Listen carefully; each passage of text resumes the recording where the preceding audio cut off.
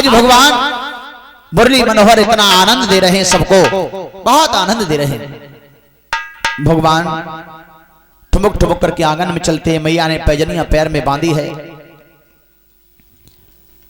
सबसे बड़े प्रेम से बोलते हैं। और भगवत प्रेमियों, भगवान के सखा भी बन चुके हैं।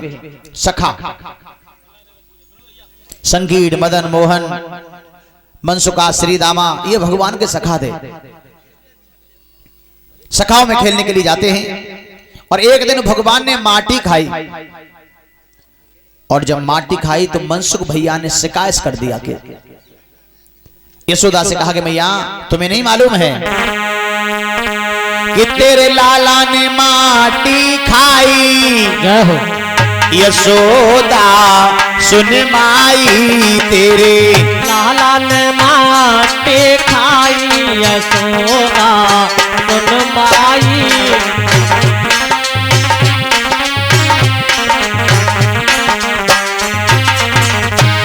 तेरे लाला ने माटी खाई। यशोदा सुन माई, तेरे लाला ने माटी खाई। यशोदा सुन माई,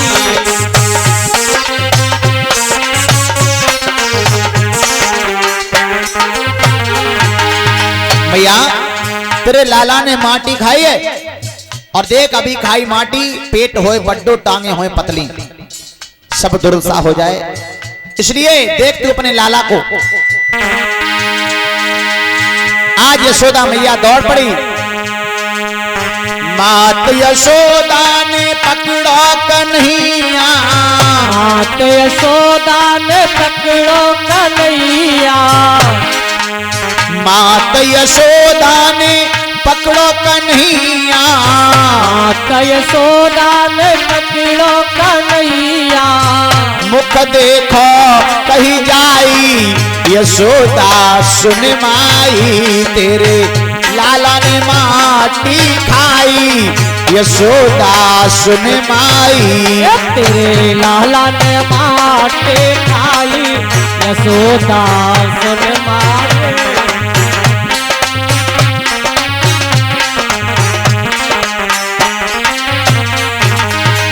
और जैसे यशोदा ने जाके कान पकड़ लियो भगवान को, यशोदा बोली लाला तूने माटी खाई? माटी खाई? अब भगवान मुंह नहीं खोल रहे, हाथ का इशारा कर रहे और मना कर रहे, नहीं मैया मैंने माटी नहीं खाई है। जल्दी मुंह खोलता है कि नहीं कि हमें पट्टी पढ़ा रहे हो। भगवान मना कर रहे हैं, कान खींच के पकड़ ले। यशोदा बोली हमें पट्टी मत पड़ा, जल्दी मुंह खोल। और भगवान मना कर रहा है, इसलिए मैया तू मुंह मत खुलवा, नहीं तो तू चक्कर में पड़ जाएगी, चक्कर में पड़ जाएगी। और जब खींच के कान पकड़ो, जब बार बार कहा तो भगवान ने मुख खोल दीनो है।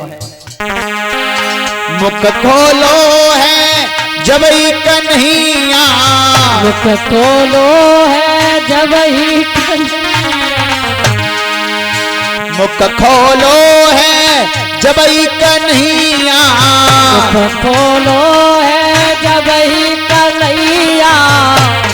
अरे प्राट रूप दर्शाई।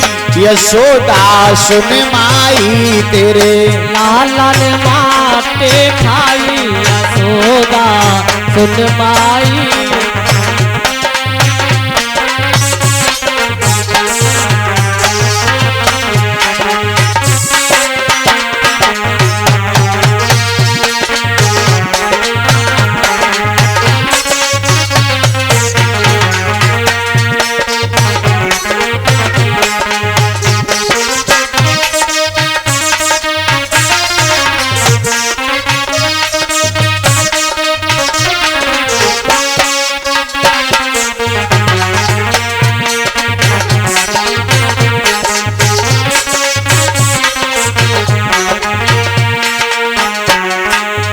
दर्शाई। और जैसे भैया भगवान ने मुख खोलो और 22 समय भीड़, इतनी भीड़, भगवत प्रेमियों पूरे विश्व का दर्शन हो रहा है। कहीं भीड़ एकत्रित है, कहीं कुछ हो रहा है, कहीं कुछ हो रहा है। एकदम जैसे टीवी पर्दा पर आता है ऐसा दृश्य दिखाई देने लगा। यशोदा तो घबरा गई और यशोदा आज जो है धड़ाम से धरती पे गिर पड़ी है, चक्कर आ गया। भगवान ने मुख बंद कियो, मुख बंद कियो है, दोनों हाथों से उठाया, मैया मुझे तो लग रहा मेरी मैया भी गई, तुझे कुछ हुआ तो नहीं मैया? यशोदा बोली मुझे तो कुछ नहीं हुआ, लेकिन तू बता तुझे तो कुछ नहीं हुआ? हाँ मुझे कुछ नहीं हुआ है। यशोदा बोली जी मनसुख बेबजाय मेरे लाला की झूठी शिकायत से मुझको सुनात रहा है। मेरे लाला ने बिल्कुल माटी नहीं खाई, बिल्कुल माटी नहीं खाई। और उसी समय भैया मनसुखा ने सोची अच्छा हमने तो जब मुटल्ली के लाला की अच्छी अच्छी बात बताई और ये तो हमें उल्टो को ढक रही। मनसुखा गुस्सा हो गया और दूर जाके बैठ गए है। यशोदा वहां से चली गई। अब भगवान मुरली मनोहर मनसुखा के पास में पहुंचे। मनसुख भैया का तू नाराज हो गया हमसे? मनसुखा बोलो नाराज नहीं और हम तो उसे खुश हैं। ये बता तूने माटी खाई नहीं थी? भगवान बोले माटी खाई तो इसका मतलब ये तो नहीं कि तू मेरी मैया से कह आओ, कागल कह आओ। मनसुखा बोलो हमने तो इसलिए तेरी मैया से कहा कि अभी तूने माटी खाई, पेट हो तो बड्डो, टांगे होती पतली, सब तेरी दुर्दशा हो जाती, शरीर को बहुत बुरा हाल हो जातो, इसलिए हमने शिकायत की। और तेरी मैया और तुम दोनों हम पे उल्टे कर रहे, इसलिए अब हम तो इसे बिल्कुल खुश नहीं। और 22 में भगवान बोले मनसुख भैया तू नाराज मत हो, बिल्कुल नाराज मत हो। देख आज मेरा ऐसा मन कर रहा है कि मैं तुझे माखन खिलाऊं। माखन? और माखन की बात कही सोई मनसुखा के मुंह में पानी आएगा। ए भैया कहां खिलाए माखन? बोले माखन ऐसे नहीं, चोरी करके खाएंगे। अरे भैया देखो चोरी करते पकड़े गए तो वैसे तो मोदी को राज्य चल रहा है। अच्छा बीजेपी सरकार है मार मार के भैया से लुकाई दी।